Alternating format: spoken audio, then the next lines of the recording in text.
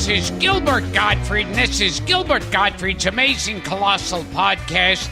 I'm here with my co-host, Frank Santopadre. Our guest this week has been acting on the big and small screen for over 40 years. He's a former teen idol and pinup. Hey, I had his poster on my wall. So did I.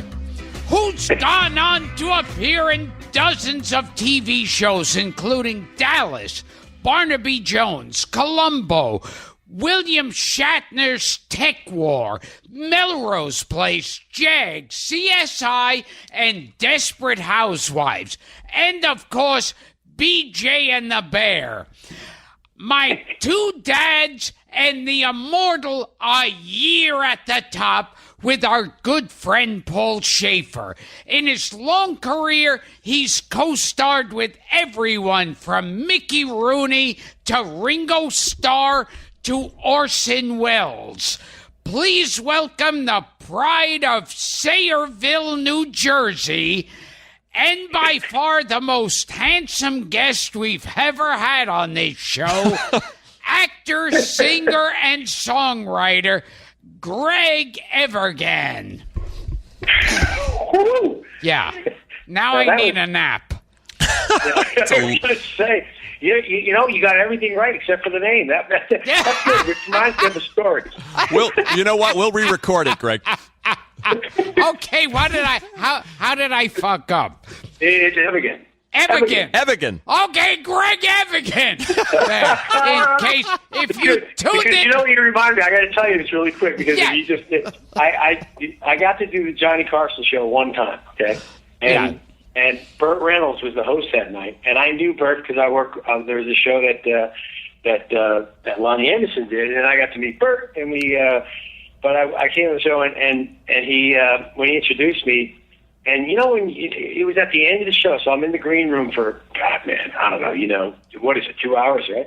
So, I'm waiting to go on, you know, nervous as can be at this point, you know, and then I could see that there's only a minute left or whatever, 2 minutes, and I hear, and now, a good friend of mine, I want you to meet a good friend of mine. I mean, this guy is great. He's got a great career going. He's got Greg and I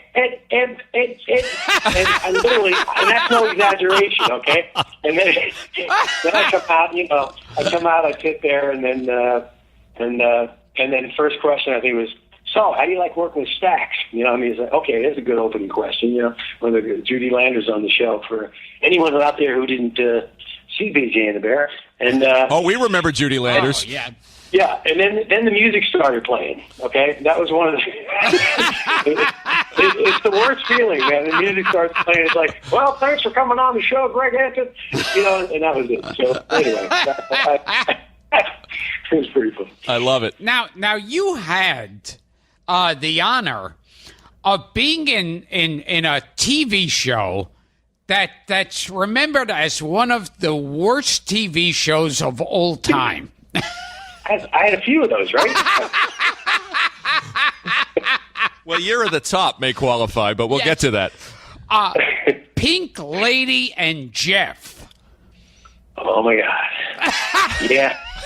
They must have spent a lot of money on that show. I think it's Sid and Marty Krofft, right? I'm pretty sure, yeah. I think I think so. Silverman. But Fred Silverman was infamously behind that show.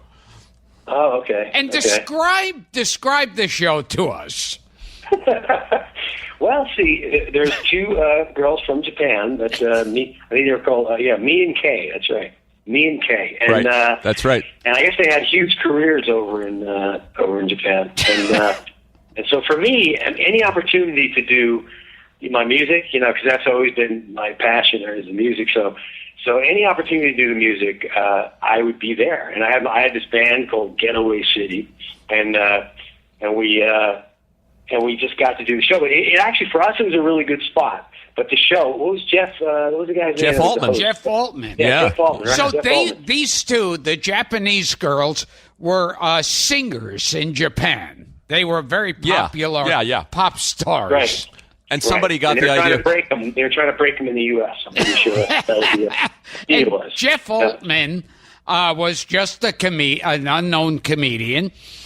And and they were like, and these girls couldn't speak a word of English.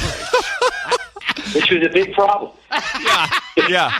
You could just see the meeting where they were saying, "Oh, it's like Sonny and Cher." Not Sonny and Cher, Tony, Orlando, and Dawn. Yeah. Yeah, we'll put a guy in the middle and two singers. Except if Dawn didn't speak English. That's right. Yes. It's pretty funny though. I have that tape of that. I mean, that's a pretty funny thing because we did this song. We did one of my songs with the band, and then and we got a really good track out of it, so it was really great at the time. And then they did we did this song. I think it was Let's Dance. That's what it was. It was Let's Dance, the last dance. And I did this song with the two of them dancing next. It's pretty funny. You ever get a chance to see that on YouTube, which I think is on there somewhere? We'll have to dig it out. What we did find on YouTube, what we did find in doing our research, we found that wonderful Ringo Starr special. Oh my God!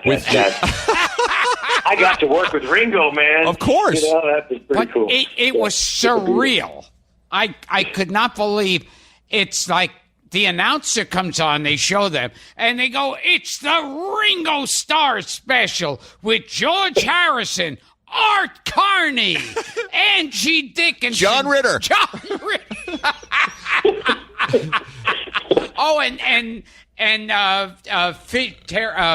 Carrie Fisher. And Vincent Price. Yeah, what a cast. So where did you see the whole thing? Because I've never seen it. Oh, it's on there. It's on there. It's on YouTube? Yeah, on the YouTube? Whole thing. The whole thing. Okay. The whole scene where he comes, where Ringo's alter ego wants to borrow your car. Right. He slips you $20. That Chevy. That Chevy, right. And I was dressed like a greaser from So surreal. Yeah, I know. Those are the moments, man. Those things like that. I mean, I got to work with the Beatles because I can only imagine when I was jumping around on the bed with my sister and I, jumping up and down as high as we could when we first heard those guys come over, from England and take the world by storm. It was just to work with a Beatle is great. Well, we joke about it, but for a kid from Sayreville, New Jersey, to work with one of the Beatles, yeah, that's a big deal. That's for sure. It's for sure. How did that even come about? They just called you up and say you want to be in the Ringo Starr special, and you jumped at it? No, there's a girl. Now that you mention that, I'm trying to. I remember Althea, this girl named Althea with and David Pomerantz, a guy that I wrote with it. Wait a minute. Wait. Yeah. David Pomerantz? Yeah, David and I, we've written a lot of songs together. Okay. Yeah. Hold it right Hold there. The phone. Hold the phone. Stop. He wrote 2 songs for the movie Zapped. Oh, the Scott Baio movie. Scott Baio. And you want to hear them? Because I sing on each one of my podcasts. All right, Greg, we warn you. Okay, this is a song by David Pomerantz, and this is where Scott Baio and allegedly the ugly girl, because she wears glasses, falls in love.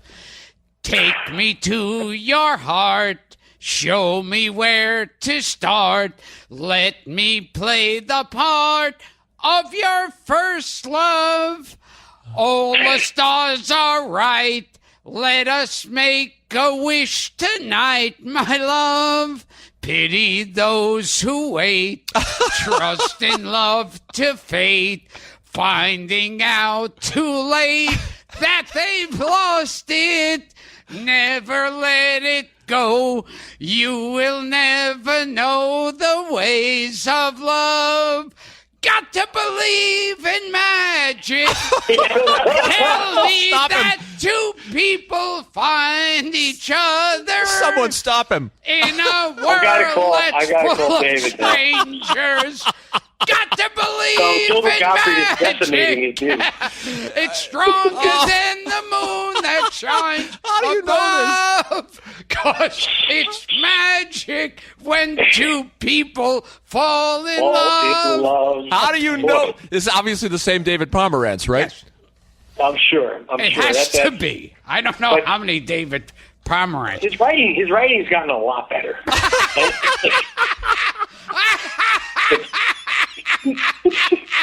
How the hell do you know the lyrics?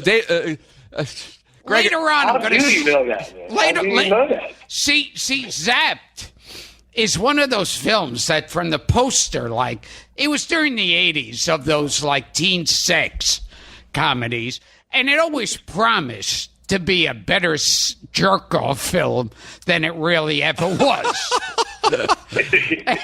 and it fails as a jerk-off film, but boy, I like the songs in it. obviously. I'll sing the other one later. The cinema of Scott Baio. But he also did a couple of Kenny Rogers big hits. Oh, like, wow. And the Barry Manilow hit that he. Which one? One of the.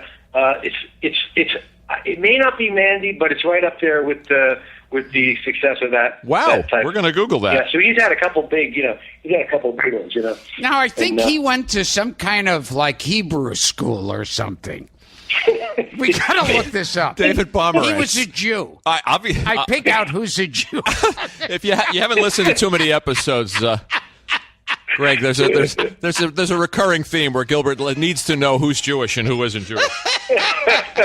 We're letting you sneak in as a token. Yes, thank you. I'm honored to be here. A token goy. But speaking of the music, Greg, let's talk a little bit about you started out doing music before acting came into your life. Yeah. That's in fact, that's what the first job was. First real job. I mean, I got Jesus Christ Superstar was my first one. That got me out of New Jersey, and then Grease was my second one. That kept me in New York, and then shot me over to Chicago for a year, and I did it there. So I was playing Zuko and that, and then right after that, I met Don Kirshner on that. I don't know if Paul ever told you the story of that. If he ever. Told you the story about A Year at the Top. And we've talked about it. Yeah. We're going to ask you plenty about that.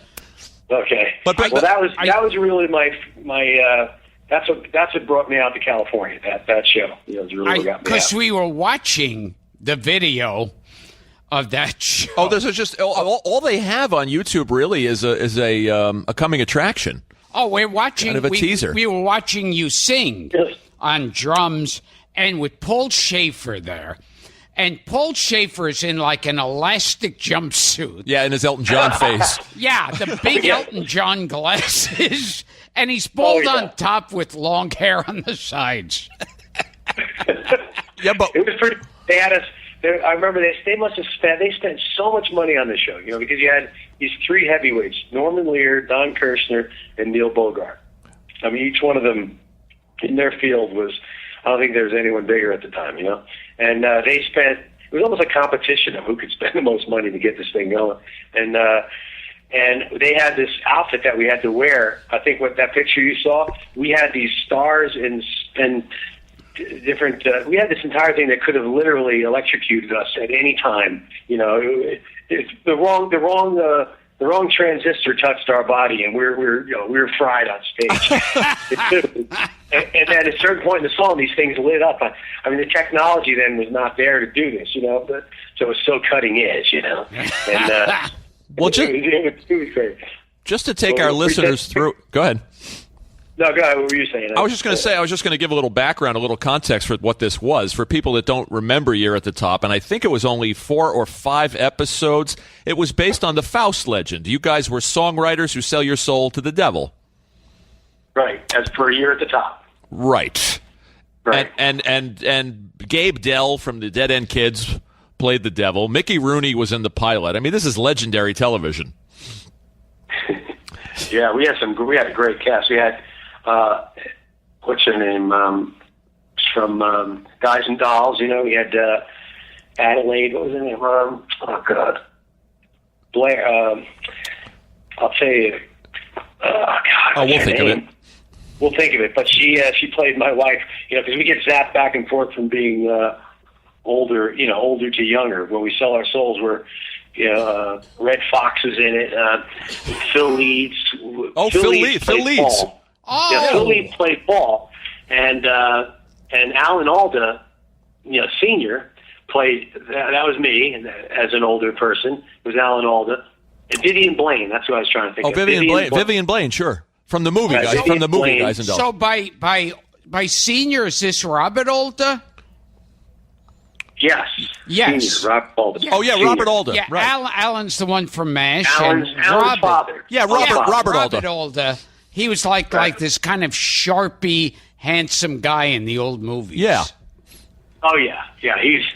I think he did Guys and Dolls. I think he did. I think he was Sky Masterson. Yeah, and I think that's where they probably met. And anyway, we were. I'm not sure about that, but she played my wife as older. So the two, and then when we got zapped back into the younger characters, of course, the wife was still the wife that was 70 or 65, 70, whatever she was. So that was so we still had to resolve those relationships, which is. I mean, the pilot was really good with Josh Mostel. I mean, the pilot itself was a really good pilot. We're going to be having Josh Mostel. So we're basically constructing your whole band without knowing it. we already interviewed Paul Schaefer, now you, and we're going to have Josh Mostel. We're only missing Don Scardino. I was going to say, you better get Donnie Scardino in there. So, yeah. We watched the video online. We watched, I guess it's Like a Rising Star. Right. And and you on drums, Paul on keyboards, and I sent the video to Gilbert, and he watched it, and he had no idea that was Josh Mostel playing the violin. He was so good in it, man. Josh, he played the devil's son, so he was, and he just had the right angle on it, all the time. He, the sarcasm, the whole, his relationship with Daddy was really on the rocks. Yeah, we'll be asking him about that. So you were doing Grease, and Kirshner saw you in Grease, or how did they get you to L.A.? No, I went to. What happened was I decided that I had this thing in my mind about if you do a Broadway show for too long, you may end up doing it for really a long time, 10 years. So I decided. Okay, I'm gonna do my 9-month contract, and I'm just gonna get out and see what comes up next in life. And so that's why I just went back to New York, and then I see, this is when you're young and stupid, you do those kind of things. Yeah. give up a perfectly good show to go to have nothing. And not to interrupt you, but was John Travolta in that production of Grease with you? Yeah, he was. What happened was I replaced Barry Bostwick in New York. Oh, Barry Bostwick. Yeah, he was great. He was the best Zuko of all of them. And I replaced him. And then Jeff Conaway was promised a role. So in New York. So I did it for 4 to 5 months in New York, and then they said, "Hey, you can either be his understudy or you can take the Chicago company." I said, "I'll take the Chicago company." So I went to Chicago and I did it for another year there. And after that year, that's when I decided I'm gonna just let the contract expire, not take any renewal, and just go to New York and see what comes, And then I went on this audition, and we went through the entire summer of this audition, and I came right down to the end, and I didn't get it. I was really upset about it. I mean, that was one of those, as an actor, you went to spend all those months, working on it, and then the craziest thing and how it happened was I went to this girl I was going with, who was doing this show called Musical Chairs that Don Kirshner was producing, and I was sitting in the audience and I was waiting for her to be done with the rehearsal so we can go out and get some dinner. And Don Kirshner's sitting over there in the it was a theater in New York, in the seats, and he just he kept looking at me, and finally he goes, "Hey, babe." He calls everybody Dave. He says, "Babe, come here." Wait a minute, he calls everybody Dave? Everybody's Babe. So everybody was Babe. So I said, "Babe, so don't I know you? Do I know you, babe?" I said, well, I almost said, "Yeah, I auditioned for you for the whole summer, but I didn't." And he got distracted just at that moment, just to show you how things go in life. And the stage manager, she came out and she said, "Diane, I've got to go over this one thing with you," which gave me the time to go down and see Jay Siegel. Remember Jay Siegel? Jay Siegel. In the jungle, the mighty jungle. Oh, wow. Wow. Yeah, so Jay, so I go down. I said, Jay, how you doing? You know, because I went through the whole. I was really close with Jay on the auditions because the he was the musical director for the show, so he's the one that we work with the most. And so I said, hey, Donnie just said, hey, how you doing? But I don't think he remembers that I came in for the. He says, yeah, you know what happened? We lost the guy. He didn't work out at all. I said, he's going crazy trying to find some. So I said. So he walks up and he said, "What are you, an actor? You're an actor, right?" He said. So Donnie comes back and I said, "Yeah. I said, I'm a singer, an actor. You know." I almost said again, I don't. And Jay says, "Greg, wouldn't he?" Jay says, "Wouldn't he be good, Donnie, for the part? I mean." And he goes, "Yeah, he would be. You know, let me take your number." So it was one of these classic things where you write down your number on pretty much a bubblegum wrapper and say, "Yeah, right. He's going to call me." Yeah. So next morning he called me and he shipped me out to New York and said, to L.A. to meet Norman Lear. Wow! Stayed at the Farmer's Daughter and the Farmer's Daughter is still there. I've stayed there. The one on Fairfax. Yes. Oh God! I went out there to do a pilot and I stayed in that hotel. I'm heartened to know it still exists. Oh, and speak. Bookers have contracts there now. You know what I mean? That's great. The Farmer's Daughter. And speaking of John Travolta, you were offered the role of Vinnie Barbarino in Welcome Back, Kotter. Who said that? Yeah. Not true? I don't know. I mean, if I was offered that role, I can't imagine me turning it down. Well, the internet lied to us because it says that you were under contract for a year at the top and you had to turn down Welcome Back, Kotter. That could be true.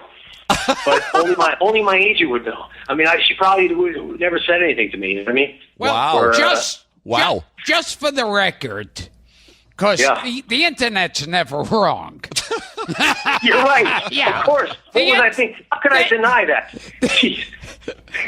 I mean, I look at stuff about me and I go, I wasn't in that. I wasn't in that one. I wasn't. Well, you turned down the role of Horseshack, didn't you, Yes. Joe? Yeah. I turned down the role of the son in Sanford and Son. And it went to Damon Wilson. You'd have been so great. Yeah. Well, just... Yeah, Gilbert, where is he now, huh? Yeah. I think he's a preacher now. Damon Wilson? Damon Wilson became a preacher. Okay.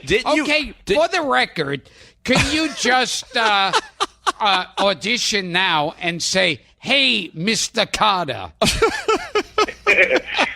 Hey, Mr. Carter, come on. Come on. I'm after her, just like he's after her. I mean, there's no need to send me to the principal. Okay, whatever. Excellent. Pretty good. You should have gotten it. All right, wait a minute. This one might be right, Greg. I would have given you that part. This one might be right. Didn't you? Did you turn down, or were you stopped from appearing on a Dinah Shore show because Year at the Top had been canceled the same day? That's right. That was probably one of the worst days I can remember. Finally, we got one thing right. See, that's what... One thing is not enough. I pride myself on this podcast of getting at least one thing right during you know the what? entire Wait a minute. You're right. I did turn down that Carter thing. You did? No. Oh, damn it. Fuck you. You had me feeling really good, and you had to stop all over me. Well, what about the Dinah Shore thing? That was one of those mornings where you just go, let me just go back to bed and not wake up for another month. It was we had the show, it was going to air that night, and I was going to do the Dinah Shore show and do one of my songs and, talk and all that. And then somebody called me from they said, "Look, Greg, don't even bother. Don't get up. Your show's canceled, and there's nothing for you to talk about on the Dinah Shore show." Oh God! Oh, that was it. So everybody got to sing on that show. Yeah, that's right. She liked. And now both of us have had experience with monkeys. You're not talking about me, are you? I don't mean who you dated. Okay. No, I mean you were in BJ and the Bear. I was. Yeah, Oh, thank God I got that. He was B.J. McKay. And That's right. I was in a movie with a chimp that was eventually, I think, released to video called Funky Monkey. You're making that up. No, Funky Monkey. It's an ice cream flavor. Yeah, yes. And with me and a chimp. And I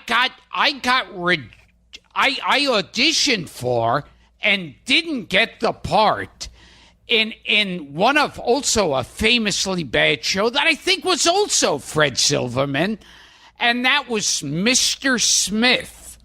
Wow. And it was about a talking orangutan. Wow. Named Mr. Smith. I auditioned for it, didn't get it. It was the worst show ever. Well, lucky you didn't get it. Yeah. You're actually our third guest to have worked with a chimp.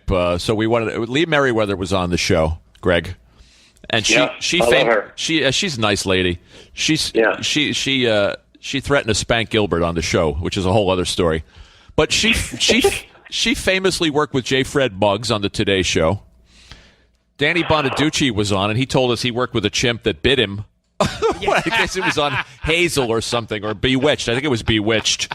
And of course, you worked. Was it Sam, the chimp, that you worked with? Yeah, Sam the chimp, Sam Downey. Yep, that was his name. Sam had a last name. He was great. I mean, he even went to my wedding. I wanted him to be the ring bearer, but not a chance for giving the ring to that chimp. See, now chimps scare me because I think I would rather be in a cage with lions than chimps, because I've heard about at least two people, one man and one woman, ripped to shreds by chimps. Yeah, they can be tough, man. I was bitten by the chimp, but he was really young when we got him, so I knew him from a young age. So, but there's so much there's so much like us, and the intelligence is phenomenal with these animals, and but he was really close. We were on the show. I got to work with him, train him every day. We got to work together. So it wasn't like. But they have this thing that they do when it comes to dominance, and this is where it comes in. Is at a certain point they make a play for the dominance. They kind of feel you out for the entire time that you're with them, pretty much. And then they one time they make the move, and that's when you can either knock them out, or get them, keep them in their place, or have them to get the upper hand on you, take that, or when they're bigger, they'll literally rip an arm off. Yeah, so, chimps are like 20 times stronger than people. I heard they're like Yes, they're really powerful. They're really way powerful. I'll tell you funny. This was the funniest thing, and it didn't happen with that chimp. That chimp, we had some funny things happen with Sam, but I went to Caracas, to Venezuela.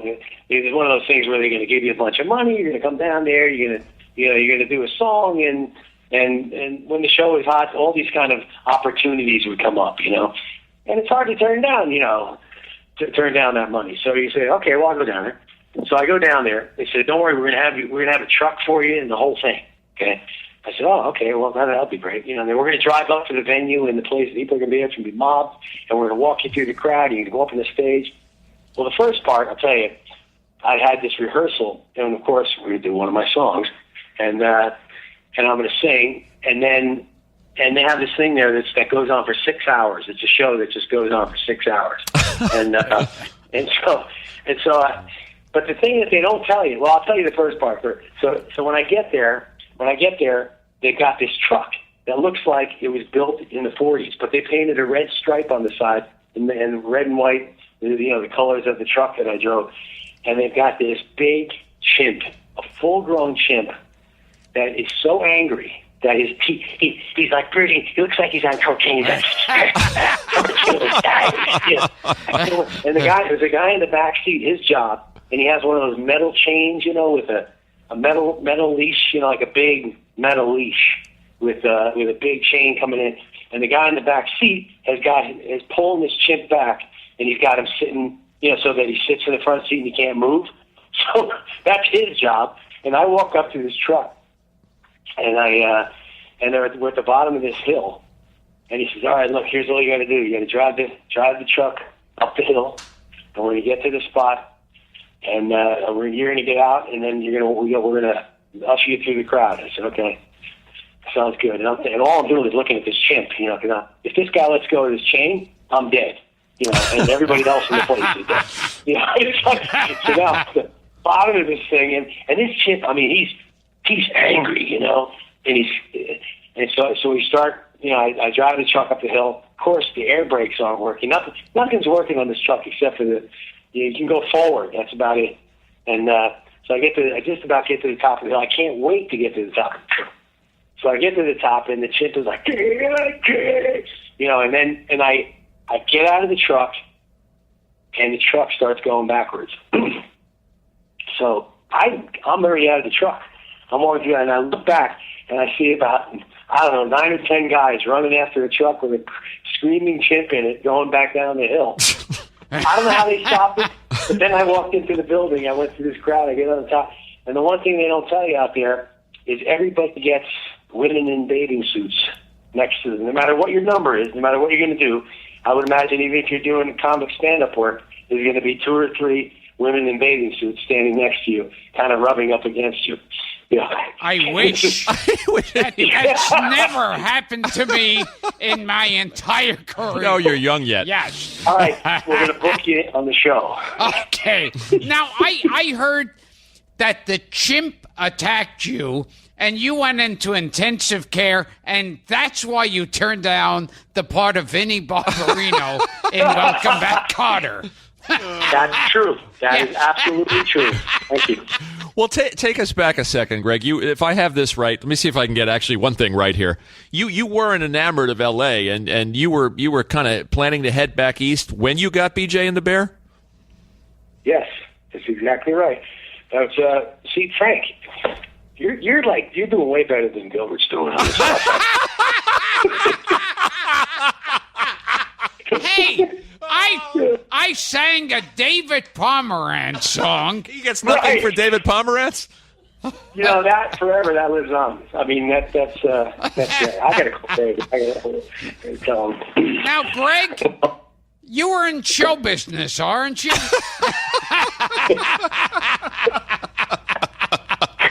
I do a lot of deep research, Greg. Greg, I heard you were on TV once. Yeah. You're reading the right ones now. So what happened? You're living out there. You bought a car. I know the whole story. You bought an expensive, cool car. But Grand Prix Pontiac. That's what you drive in Jersey.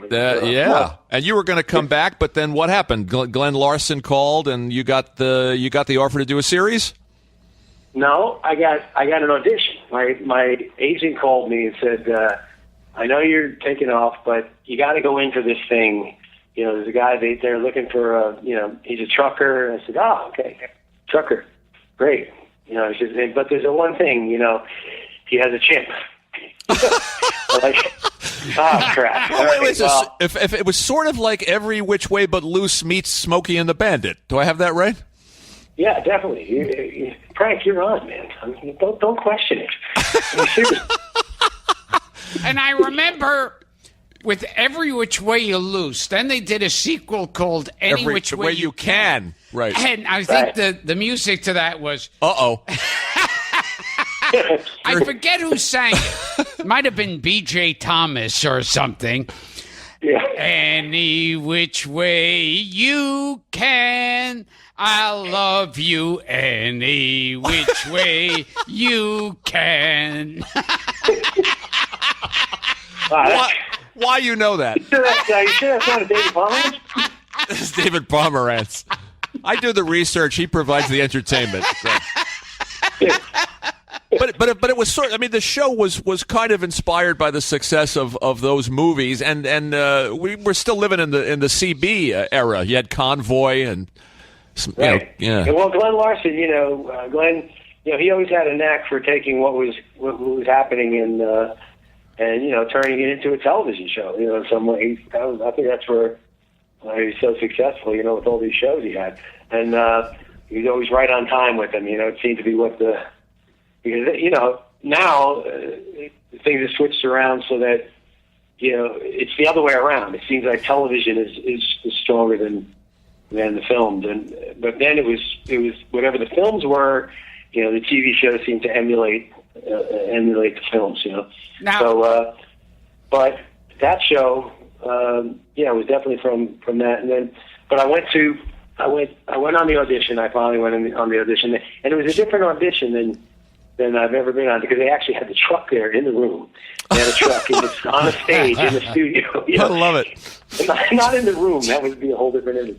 It was a sound stage, and they had the truck on there. And they were pretty much, I guess Glenn wanted to get everybody that was going to audition in the truck and see how that looked. And I just, I had this attitude of, I really didn't care, because I knew I was leaving that afternoon. I had everything packed.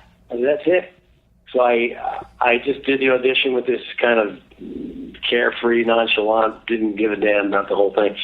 And then as on the way out, he runs up to me and he says, hey, you're really perfect for this part. And he questioned my age. He said, how old are you, though? And I said, old enough that I could have been in the, Vietnam Huey. And that was his only real concern, was that I was just a little young for the part.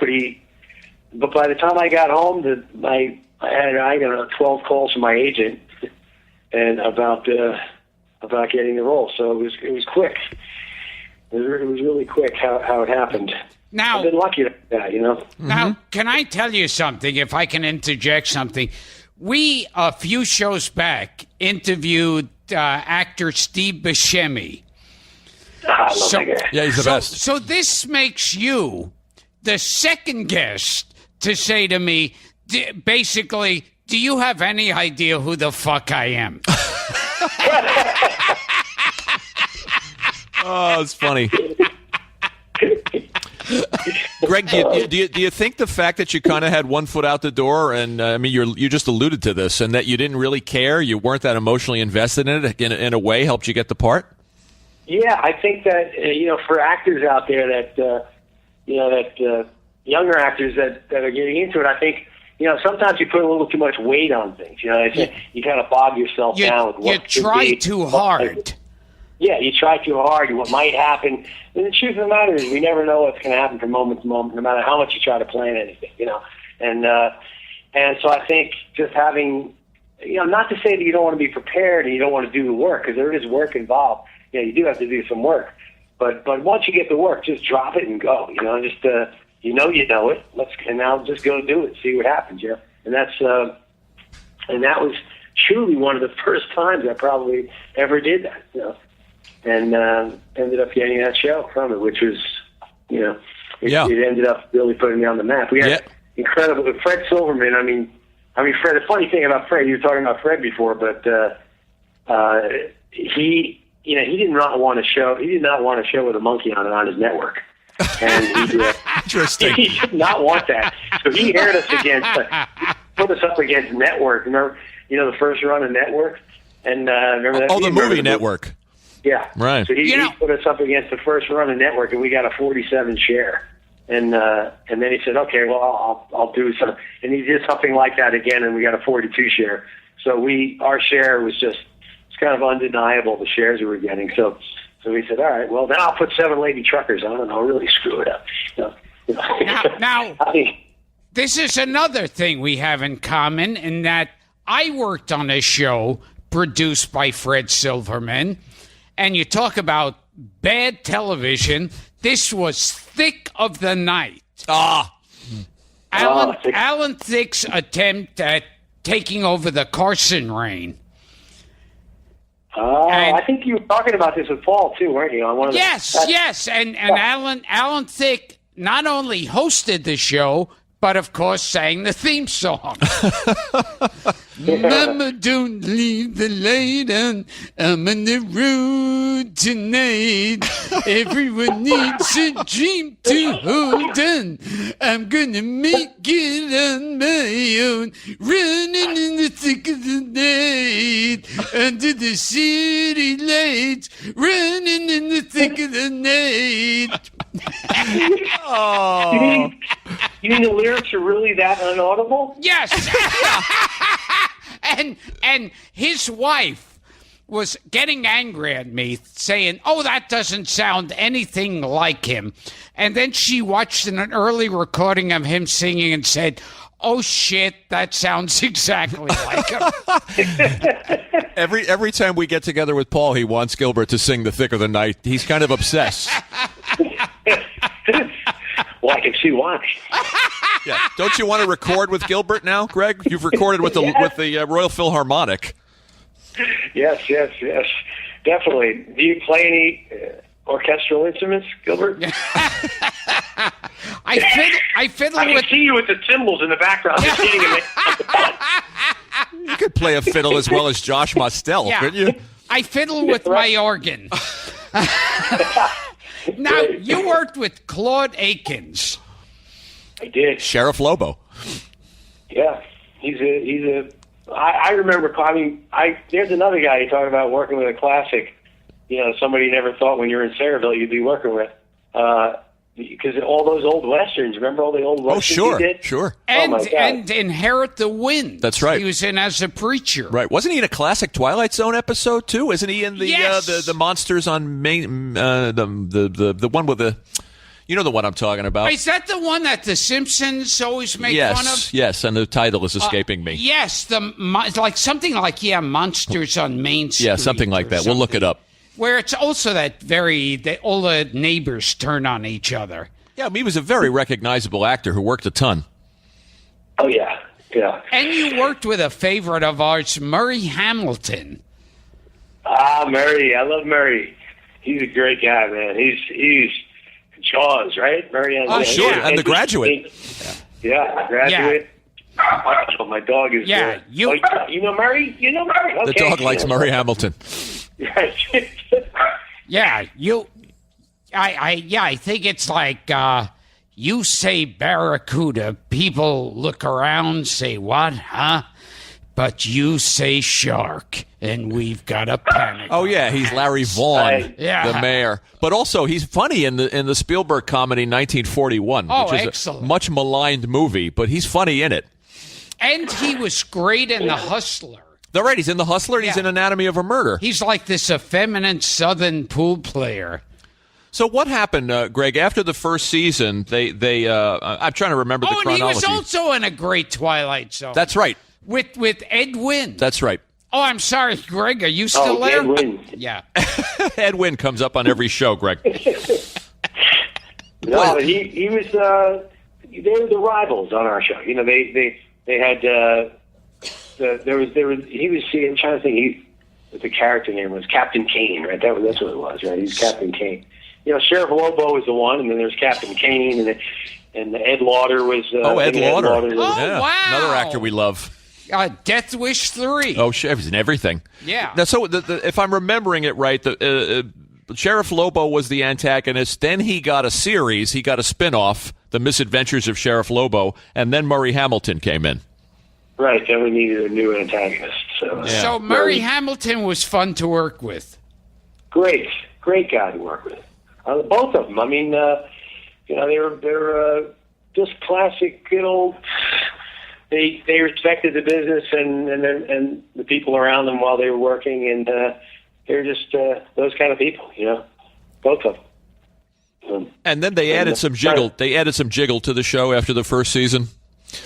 You were alluding to Silverman. They added the women truckers. I mean, remember the term jiggle TV in the 70s? Right. You know what's so weird about Jiggle TV is I remember when Charlie's Angels was on, they'd call it Jiggle TV, and I was at my horniest back then, and I didn't find anything remotely of a turn-on with Charlie's Angels. Not even Farrah Fawcett did it for you? No, they made it sound like this was real porn, like they were running around naked in each thing, and it was nothing. Well, that's as far as they could go then. Yeah. Yeah. Well, the other. Now- Go ahead, Greg. No, I say now it's more than jiggle. Well, you know, when I hear the term, I think about the old network battle of the stars, because they would take somebody like a Charlene Tilton or a Linda Carter, and they would put them in a skimpy. In fact, there's video of you participating in one of the old network battle of the network star shows, where it was like basically a dunk a clown. Where Charlene Tilton dunking you.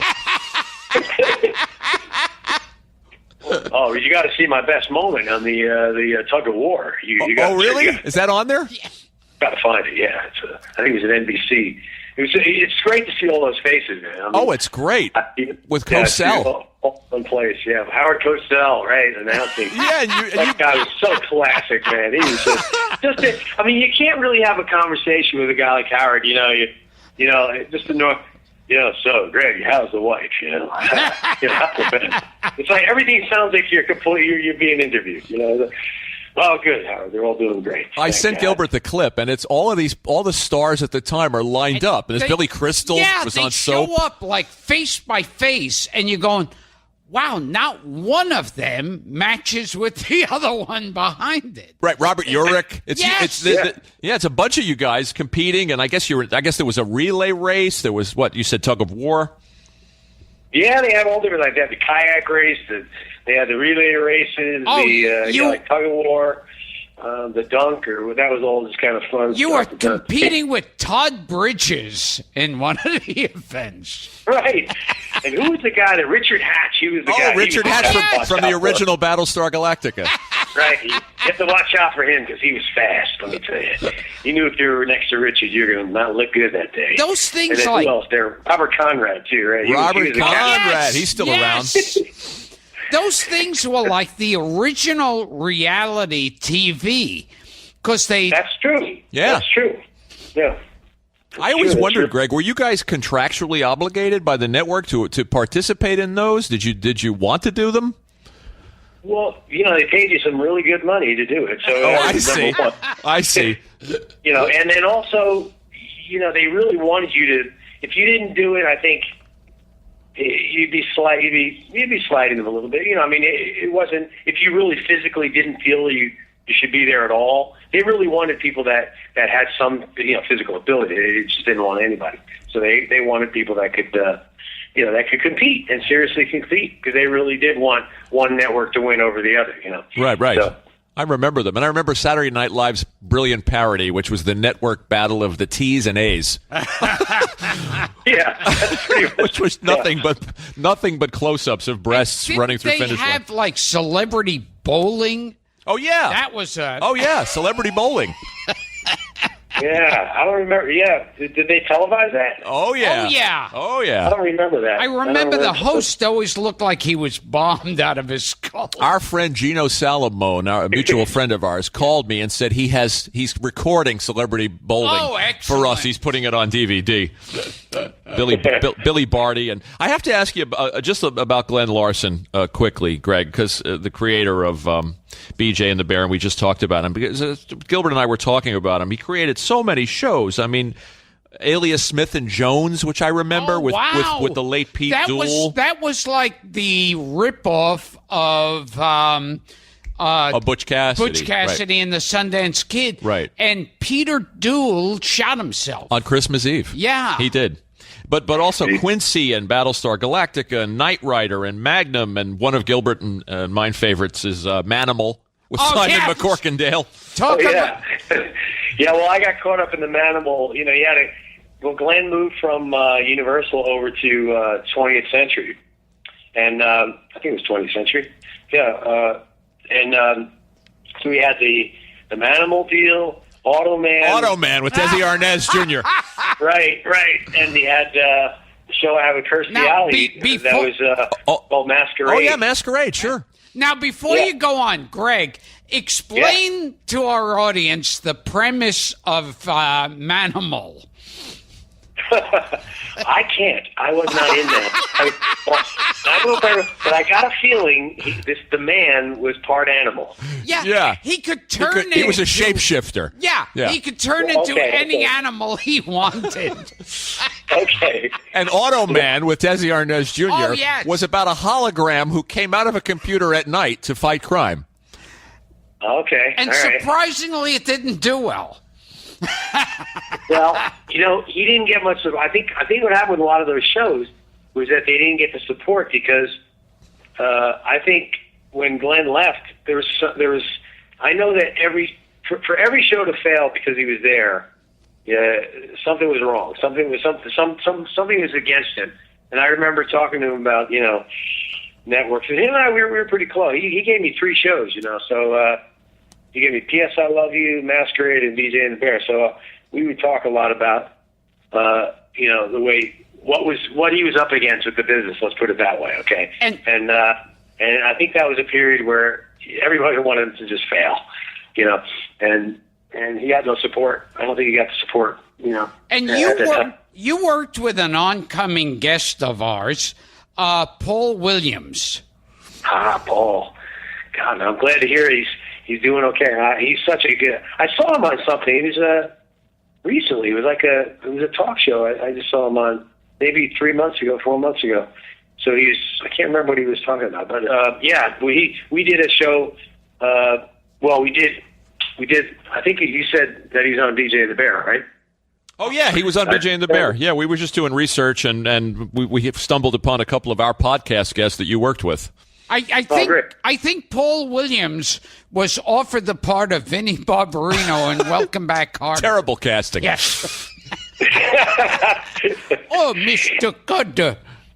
He was great. I mean, we did this show. I mentioned it before. It was called California Coastin', I think it was called. Yeah, and we. This is when I got to know him better. Was the show. I think it took about a week to film it, but we filmed up the coast of California, and they had different guests on, and we sang and did songs, and they had. I'm trying to think of what he told me, which I thought was really hopeful. He gave a lot of hope to any writer. Was that he had all these songs years before anything happened. So I think he was around 40 years old or something like that when I think either a lawyer or an agent or a manager, somebody like that came along and said, "What are you doing with these songs?" And you should ask him about this and see that. But I remember him saying that this person was pretty much solely responsible for getting his music out there. And then once everyone heard the music, it was just everybody wanted to do a Paul Williams song, And did you hear anything to the contrary of that? No. No. Can we just? But we're so impressed by his songs. Can we spend? Yeah, I mean, what a writer! He wrote incredible music. Well, and even stuff. I mean, the things that people don't talk about, like the Rainbow Connection and Love Boat theme. I mean, the guy could do anything. Yeah. Well, he's a good writer, Can we spit out some names at you for just a quick reaction? A favorite of both of us, Ben Gazzara. Ben, I remember Ben from New York. We did Jesus Christ Superstar together for a short time. Yeah, Ben. That's how I met Ben, and he was playing Judas, and then a friend of mine, David Foster, I know, hit him with a truck, and I saw Ben after that, and I hadn't seen him since. But my recollection of Ben is I always used to run into him along the way. But that's how we first met, was on Superstar. And Ernest, you know what happened with the truck with Ben. Wait! You're talking about Ben Vereen. Oh wait, who did you say? Ben Gazzara. Oh, Ben Gazzara.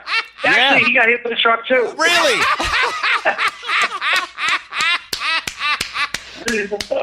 And I heard. Ben Gazzara. I also heard that Ben Gazzara turned down the role of Vinnie Barbarino in Welcome Back, Carter. Now wait a minute. That could have worked. He could have been Vinny. Let's get our Ben straight, because Ben Gazzara was always a fixture in Gilbert's stand-up act. Yeah, Greg. Oh, okay. But Ben Vereen, we're also big fans of. Ben Vereen he was walking on an L.A. road at night, and he was hit by David Foster, the musician. And I think Right. And Ben Vereen wasn't exactly had all his faculties at that time. I heard. I can remember one story with you said. Ben Gazzara. Ben Gazzara he's a guy. I saw him in Huey of all things. I saw that. Oh, he played. Are you kidding? In Chicago? Holy Christ! I saw that on Broadway. It was two one-man plays.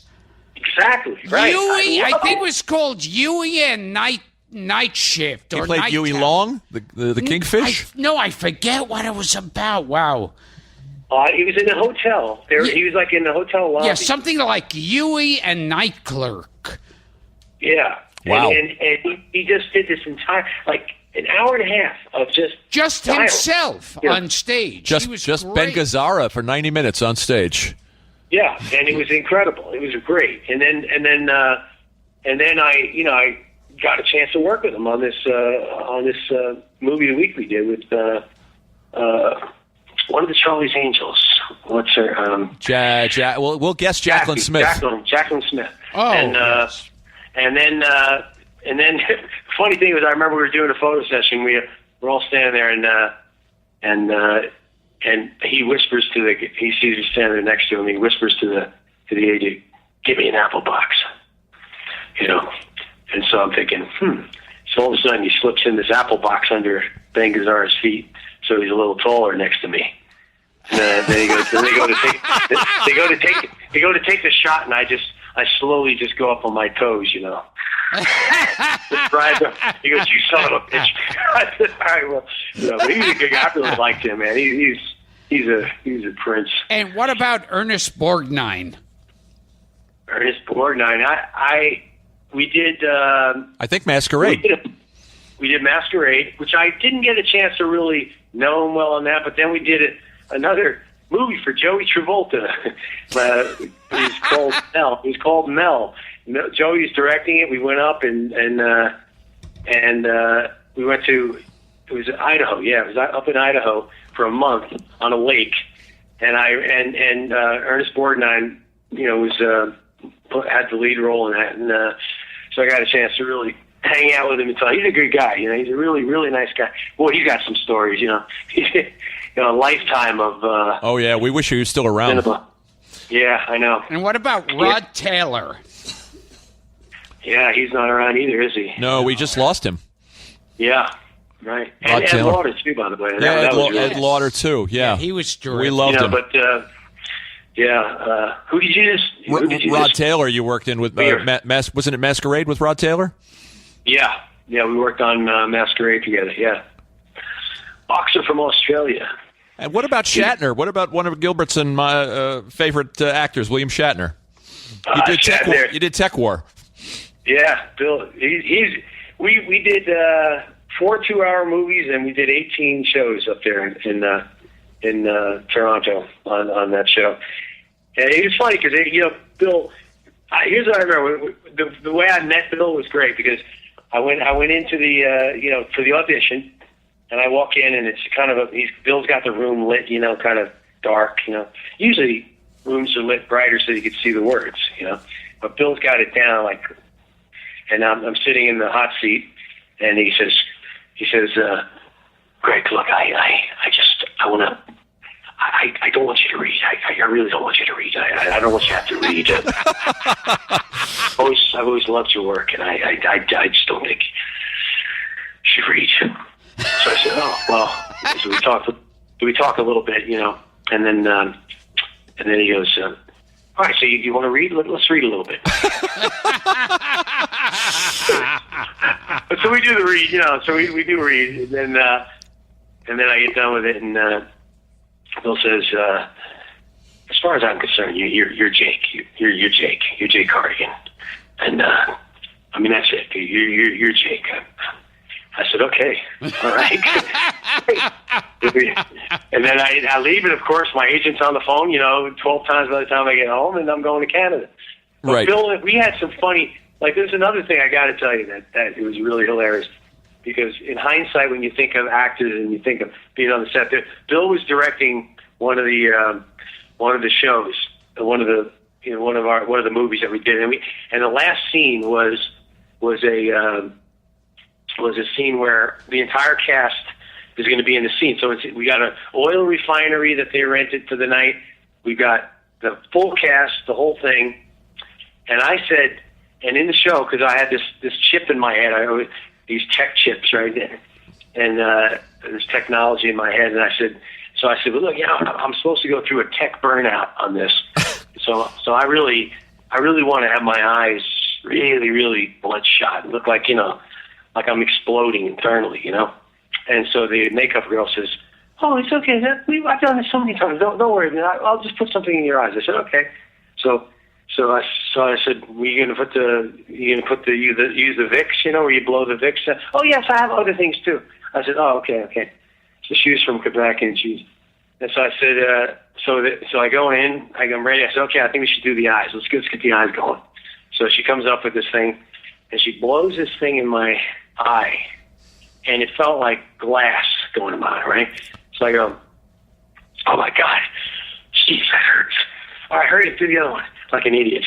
So she does the other one, and my daughter was up there with me on the set, and so luckily she was about 14 at the time, and so now my eyes are just starting to they're going to get redder, right? They're getting redder and redder and redder and redder, and to the point where I can't see anything. So now I'm going blind here. So all I see is white, just completely, everything's starting to turn completely white. And I said, I got to go to the doctor. I got to go to the hospital. I got to get this washed out. And so then the makeup girl, "Well, what about Bill?" I said, "Well, what about Bill?" She says, "Well, what's Bill going to say?" I said, "I don't know. I got to go to the doctor now. We have to wash my eyes out, and I got to go." So I went to they had a medic, they had the ambulance on this. They had the ambulance there, so I did the eyes washed, and we did the whole thing. That didn't work. So they take me out. I go to the hospital. A guy looks at my eyes. I'm making the story quicker, but he looks at my eyes. He says, "Oh my God, what the hell did they do to you?" I said, "I don't know. What did they do to me?" He says, "Well, they burnt the corneas off your eyes." I said, "Well, am I going to be able to see again?" He says, "Maybe not the way you do, but hopefully." I'm like, holy crap. Unbelievable. Unbelievable. So he packs my eyes. I go back to the set, and Bill, I'm in terrible pain. I mean, you ever scratch, you scraped your cornea before. How one little scrape. Now, just imagine both eyes, and I'm sitting there. I'm trying not to move, and I hear a knock on my door, and it's Bill. So I said, "Yeah." He goes, "Great."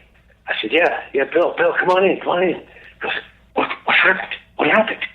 I said, "Well, I hate to tell you, but Cherie didn't put she didn't put the stocking in front of the crystals, and she blew them in my eyes, and I got the red crystals, and they burnt the corneas off my eyes." He goes, "Oh my God, can I see it?" I said, "Bill, I got them all packed in here." He goes, "One peek." I said, "Come on, really?" He goes, "Just one peek." I said, "All right." So I lift up the thing, and he looks underneath. He sees my eyes are like blood red. He goes, "Oh my God, that's perfect for the scene."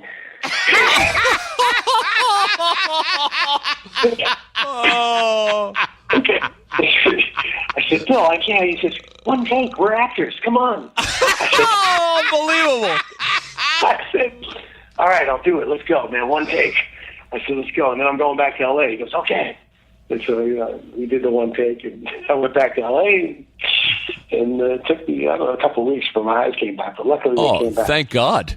So you're able to... But we had some good times. I mean, he was... him and we always got along great, and I knew what he was trying to do with the show, and And unfortunately, we didn't run longer than we did. He didn't have a lot of compassion for you in the moment. Well, I don't think he realized the extent of the damage completely, but I think, he had to get it done. He had it was one of those things where you got of course, you got $100 and some $1,000 day, Incredible story. Yeah, it's pretty funny. But, now, Greg, has he been on the show? We haven't had Shatner. You think we got a shot at getting him? Maybe, you never know. Tell him about the eye story. He doesn't want to tell you how he saw it. No. Now, I want to show you how Frank doesn't trust my research. When I was starting to get your attention, he wrote down on a piece of paper and slipped it to me, Greg. Because he looked like he was going to say Glenn. See, the only reason I have Frank here is to tell me who the name of the person is who I'm talking to. Oh, God. Now, before we close up, you're in honor of your friend David Pomerantz. Oh no! You're going to close it with a song. Poor right Greg. now. Yes, and then you do realize the man is a professional musician. Yes. I wish we could have rehearsed beforehand. But this is when Scott Bale shows up at the prom that Heather Thomas. Oh, Heather Thomas. Remember her? And Willie Ames. Oh, yeah. And, okay. We're the king and queen of hearts. Hold me when the music starts. All my dreams come true when I dance with you. Promise me you're mine tonight. I will wait in line tonight with the lights down low. I'll never let you go. Did you dream that we dance forever in a world that we'd stay together? In a dream that you'd pray would never end. And it's not my imagination. I'm praying that this ends. or a part of the orchestration. All right. Wow. Are you going to send this to David Pomerantz, Greg? Yeah, I think I'm gonna have to give him the link for sure. Yeah, we'll let you know when we put it up. Well, I set up a email address for anyone who it's Gilbert Gottfried at Evigan.com. Anybody, and I'm serious now. Anybody out there who wants to comment on any of the singing, the show, I mean anything, Oh, that's great. If you want to get like a pre-order for Gilbert playing the violin on my Royal Philharmonic music, you can Gilbert Gottfried at Evigan.com. Don't forget it, folks. Well, that's hilarious. Can I sing some of those David Pomerantz songs with the Philharmonic? Yeah, we can do like a nice wash in the background, So real quick, Greg, tell us about what's happening with your music. You recorded with the Royal Philharmonic at Abbey Road Studio, the famous Abbey Road Studios. That's right. I found out you performed a duet with Sheryl Crow, which is very cool. Yeah, that was for P.S. I Love You. That was for Glenn Larson, and musically, the music successes I've had was I wrote co-wrote with my partner Lenny on My Two Dads. We wrote the theme song for My Two. And then, I sang the theme songs for the shows. I've done a few of them, not all of them. And then I had an album that was out called Slow Down. Did that album. But the Royal Philharmonic is that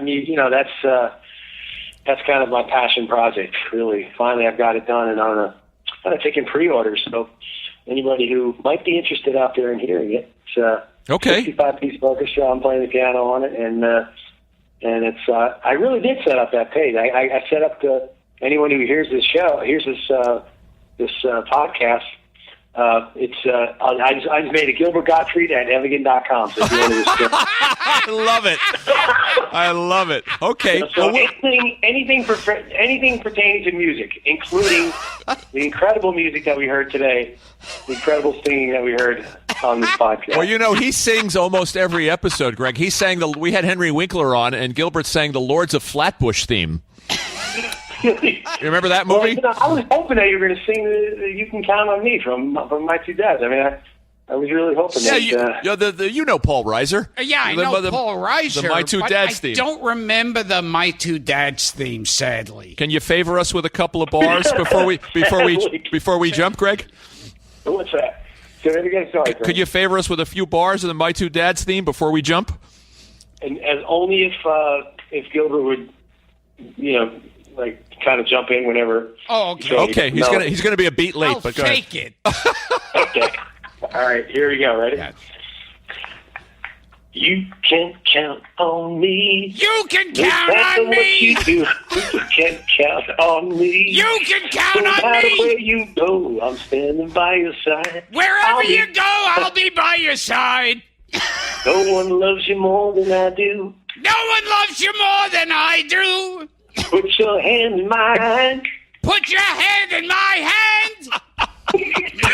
Ready? Here comes the big chorus. Okay. You can count on me. You can count on me.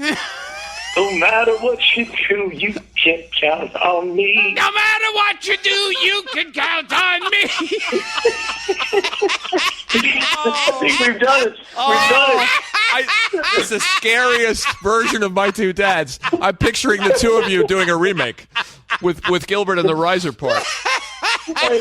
Hilarious.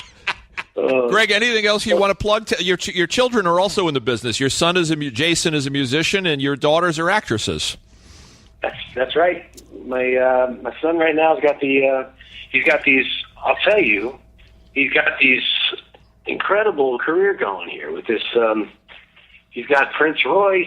I'm looking at it right now because I want to make sure I get it. And where was it? Hold on one second. Here it is. I'll tell you what he got. He did that song. That's "Talk Dirty to Me."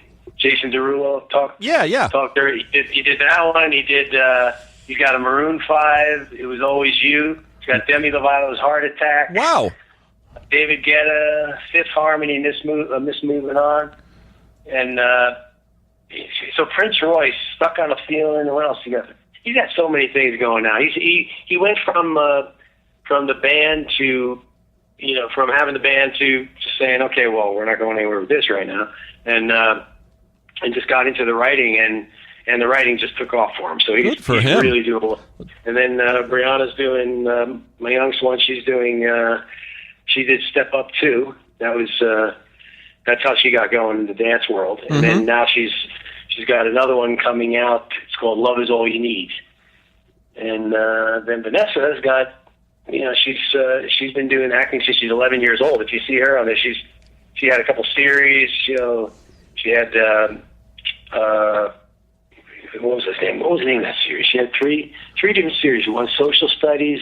She worked with Ben Affleck right in the beginning on a show that was very similar to Seventh Heaven. Unfortunately, they didn't get the coverage Seventh Heaven got, but she's still moving along with her career too. So and Brianna, all in the business. Brianna's kind of she's done some Scream Queen stuff. I mean, she's worked with Danny Trejo and Rodriguez and. Yeah, she's working with Robert Rodriguez right now on this Dusk Till Dawn. Saw that. I should have meant that first because that's really she's got a really good arc on that right now. So she's been working on that one. And have you seen that show? I have. I have. I've never been a big vampire fan, but man, when it comes to this is really good. Well, I love Robert Rodriguez's work. Yeah, his shots and just the way he moves the camera is amazing. And what was the other show you sang the theme song to? Well, that was BJ and the Bear. BJ and the Bear. So the one I do with Sheryl Crow, that was P.S. I Love You. That was Okay, but the one we just did. That was My Two Dads. Okay, can you sing the BJ and the Bear one? Can we have another making the guy work. I want to do it. I want to. Are you ready for this? I had to chant. Glenn said, "Greg, give me a little more rasp." Okay, Yeah, give me some more. Give me more rasp. Okay. Okay, let's sing the BJ and the Bear theme. Yeah. So this is the way that one went. Wait, let me think of the melody. Hold on. Hey, the way you going? Not exactly knowing. Hey, where you going? Not exactly going. Too raspy. Sounds to me like the bunny hop, doesn't it? I don't know. Yeah, it does. Okay. You're not sitting a foot away from him, Greg. Okay, let me look at this card that says Greg on it. You're a good sport. And I just want to add one thing. You are in a for Hollywood and by show business standards, a very, very long-term and successful marriage. Yes. To your Thank wife. You. Yeah. We still talk. Yeah, great. Didn't she manage you for a while? Which is probably she started out managing me. Yeah. But she when we first that was how we first met, and then she managed me ever since. How many years have you been married now? We've been married for 30. I think it's 35 years this year. Congratulations. So 35 years. 79 to now. Wow. 35 years, and all your kids are successful. Yeah, we've been really lucky. I'm telling you. I look at when you look back, you think, okay, now I know why I came here. Oh, now I know why I left New York. It's a nice life. Yeah. Congratulations. This has Thank been you. Gilbert Gottfried's amazing Colossal podcast with my co-host Frank Santopadre and my beloved singing partner Greg Evigan. Gilbert Gottfried at Evigan.com for all those sounds you heard today, folks. Imagine, Greg, the thrill of being able to record with both Paul Schaefer and Gilbert Gottfried in one career. I can't even imagine it. You're a good sport, buddy. Thank you for putting up with us. Oh, Frank, you guys are great, man. I really enjoyed it. Thank you, Greg. Thank you, Greg. Take care. See you guys.